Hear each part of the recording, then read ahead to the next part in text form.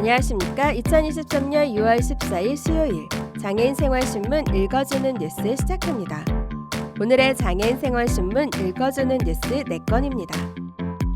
하나, 시각장애인 온라인 쇼핑몰 상대 집단소송 2심 일부 승소.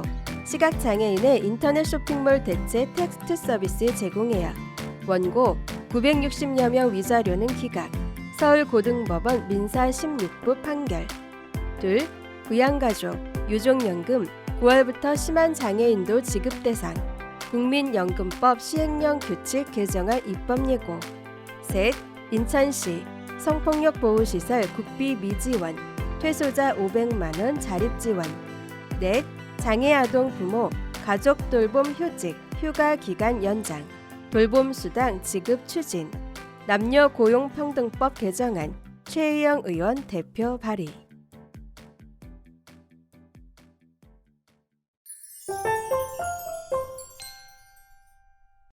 첫 번째 소식입니다.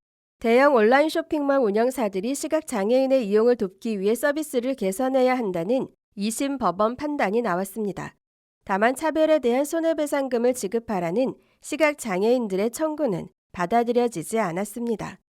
서울고등법원 민사 16부는 6월 8일 임모 씨 등 1급, 2급 시각장애인 960여 명이 지마켓, ssg.com, 롯데쇼핑을 상대로 각각 낸 손해배상소송 항소심에서 원고 일부 승소를 판결했습니다.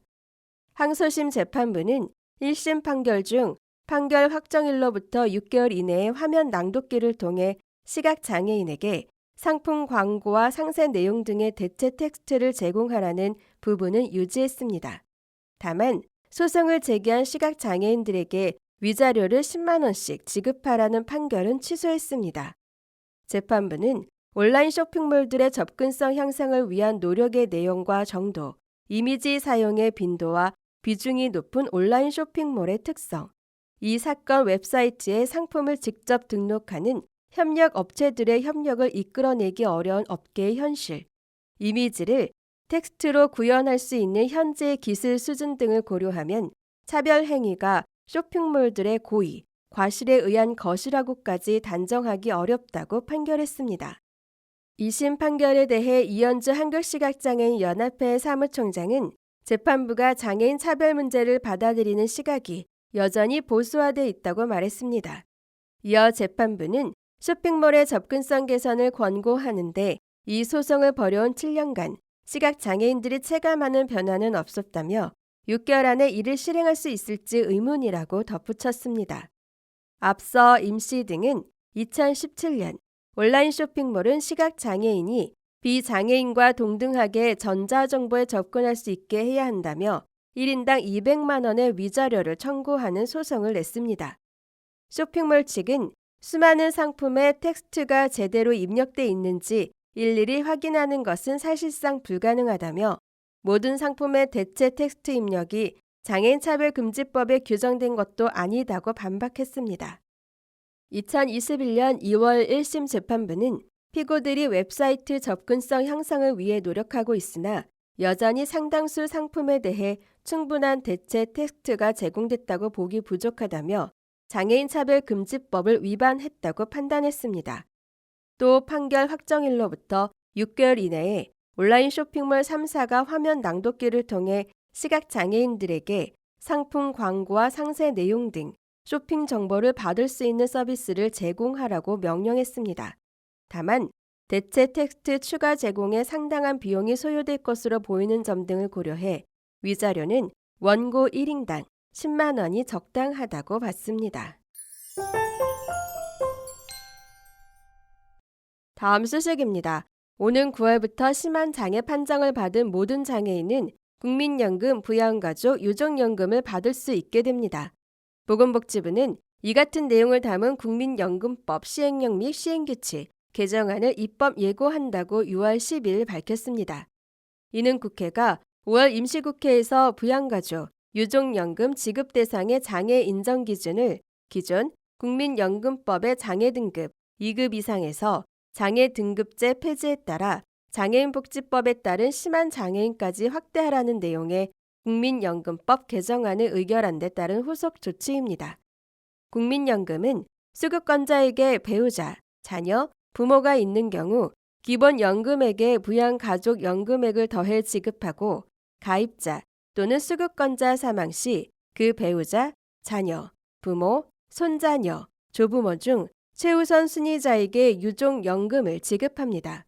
그리고 이때 배우자를 제외한 자녀 등은 연령 또는 장애 등급 2급 이상의 요건을 충족해야 했었습니다. 이번 국민연금 법령이 개정되면 기존 지원 대상인 1급, 2급 외에 구 장애인 복지법상 상급에 해당되는 심한 장애인까지 부양가족연금 및 유족연금 대상이 될 수 있습니다. 복지부는 국민의 의견을 폭넓게 수렴하기 위해 시행령은 7월 12일까지, 시행규칙은 7월 22일까지 입법 예고를 실시합니다. 다음 소식입니다. 인천광역시장 유정복. 인천시가 전국 지방자치단체로는 처음으로 성폭력 피해자 보호시설 퇴소 시 정부의 자립정착지원금을 받지 못하는 입소자들을 대상으로 500만 원의 전액 12자립지원금을 6월부터 지원한다고 밝혔습니다. 현재 여성가족부가 성폭력 피해자 보호시설 퇴소자들에게 지원하는 자립지원금 충족 조건 만 19세 미만의 입소에 1년이 경과, 만 19세 이상 퇴소가 될 때 500만 원을 지원받을 수 있습니다. 따라서 만 19세 이후 성폭행 피해를 당해 입소하거나 만 19세 전에 입소했더라도 입소기간 1년을 다 못 채우고 퇴소하는 경우에는 지원금을 받지 못합니다. 시에 따르면 인천에는 2개소의 성폭력 피해자 보호시설이 있는데 지난 2019년부터 현재까지 퇴소자는 총 42명이었고 이들은 모두 친족 성폭행으로 시설에 입소했습니다.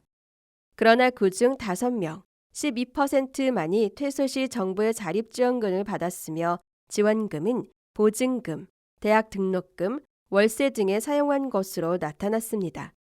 이에 따라 시는 정부 자립정착지원금 대상의 자격 기준을 넓혀 사각지대를 해소하고 피해자의 자립을 지원하기 위해 입소 연령 제한 없이 보호시설에서 4개월 이상 생활하고 나가는 만 19세 이상의 국비 미지원 피해자들에게 퇴소 시 자립지원금 500만 원을 지원하기로 했습니다.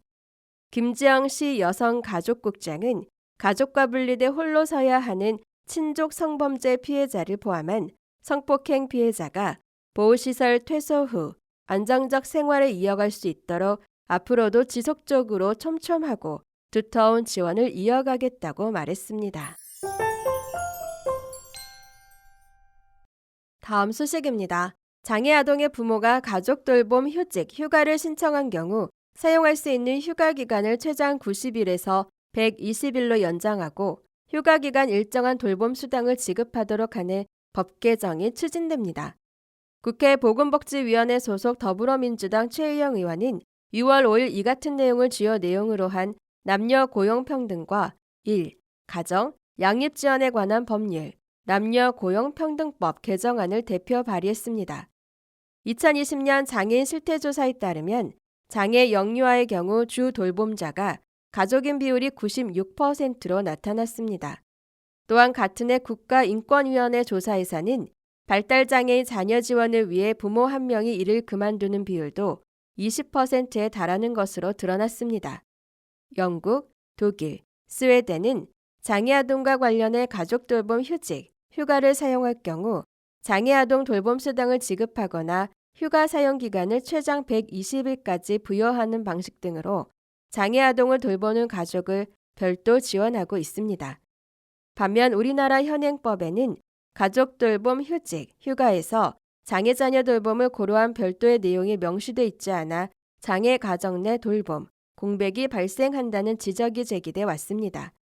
이에 개정안은 장애 아동의 부모가 가족 돌봄 휴직, 휴가를 신청한 경우 사용할 수 있는 휴가 기간을 최장 90일에서 120일로 연장하고 휴가 기간 동안 일정한 수당을 지급받을 수 있도록 했습니다. 최의영 의원은 장애인 가족은 높은 수준의 돌봄 역할을 수행하고 있으나 장애 아동과 그 가족을 포괄하는 지원은 턱없이 부족한 상황이라며 돌봄 시간 보장 및 경제적 지원 등 사회적 지원을 확대해 장애인 자녀를 둔 근로자가 돌봄과 근로를 병행할 수 있도록 제도적 환경을 마련하겠다고 말했습니다.